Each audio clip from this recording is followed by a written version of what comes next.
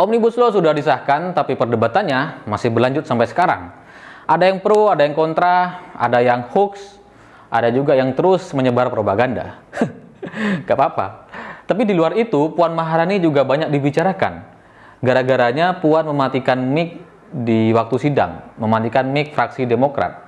Kemudian Puan dihujat dan trending di Twitter. Trending. Ya meskipun trendingnya karena dihujat, tetap aja itu trending. Hebat gitu, karena Puan tuh nggak punya akun, nggak aktif di sosial media. Jadi kalau diibaratkan itu kayak tetangga kita yang nggak punya akun sosial media, tapi kita hujat habis-habisan di akun kita. Agak nggak ada gunanya gitu, kurang greget lah.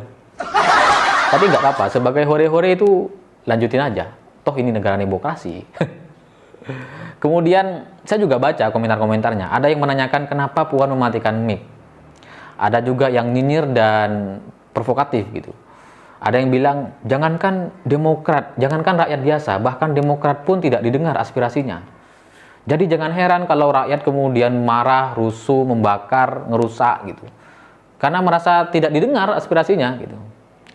Ya gimana toh, Demokrat aja dimatiin mic-nya gitu. Ngeri ya. Tapi sebelum itu, sebaiknya kita tonton dulu video berikut ini. Tadi sudah ambil keputusan. Ya. Setelah itu nanti pemerintah. Kami ingin menyampaikan. Makanya nanti setelah pandangan dari pemerintah, saya berikan kepada Pak Ketua. Sebelum pemerintah dikasih kesempatan. Saya mengatur kami posisi. dulu. Tidak. Kami dulu. Kami persilakan kepada pemerintah. Tolong Pak Ketua.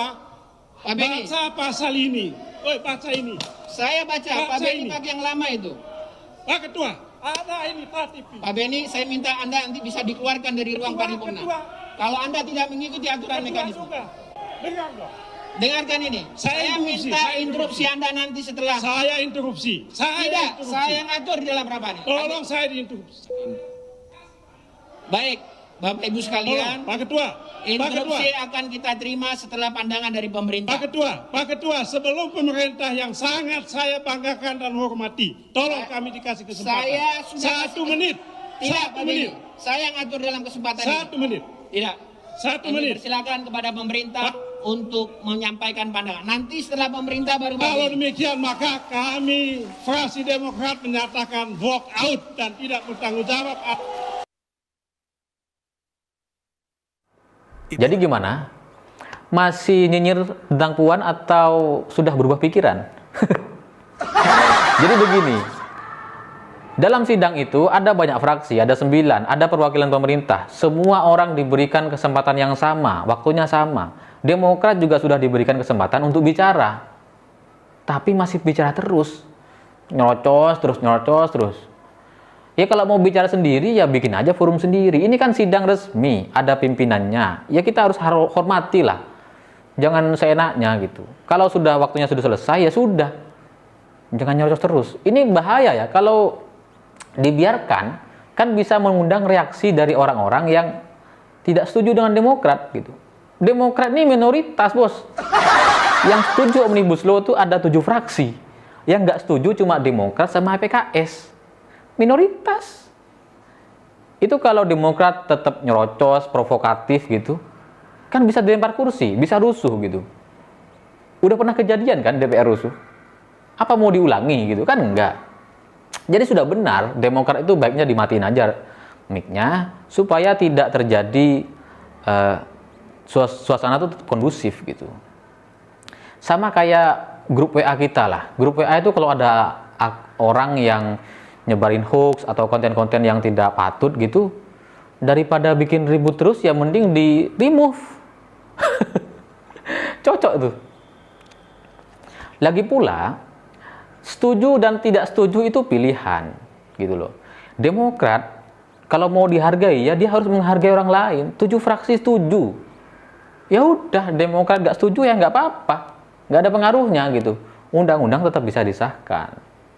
Dan undang-undang ini memuat kepentingan mayoritas gitu. Jadi selama kepentingan mayoritas itu sudah terakomodir ya sudah benar gitu. Bahwa kemudian undang-undang ini bikin orang yang selama ini menguasai tanah negara dan menjaminkan ke bank gitu, sekarang udah nggak bisa, ya itu dari tadi ya gitu.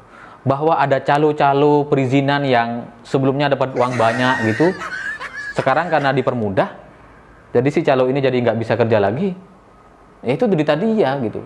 Kalaupun mereka punya cukup bukti, cukup alasan, ya udah lanjutin aja ke MK, review gitu, minta perubahan. Karena keluar-keluar di media, mengaku dizolimi, mengaku tidak didengar aspirasinya dan sebagainya, itu ya omong kosong. Itu 2009 mungkin masih laku, ini tahun 2020 udah nggak berhasil menaikkan citra Demokrat. Harusnya Demokrat itu belajar, suaranya tuh gini loh, turun terus. Karena apa? Karena suara rakyat terzolimi itu, cerita terzolimi itu udah nggak ada. Itu cuma ada di film-film Indosiar lah. Saya pikir itu ya. Kalau ada yang tersinggung nggak apa-apa, karena ini cuma menjelaskan tentang hal-hal yang belum jelas. Begitulah kura-kura.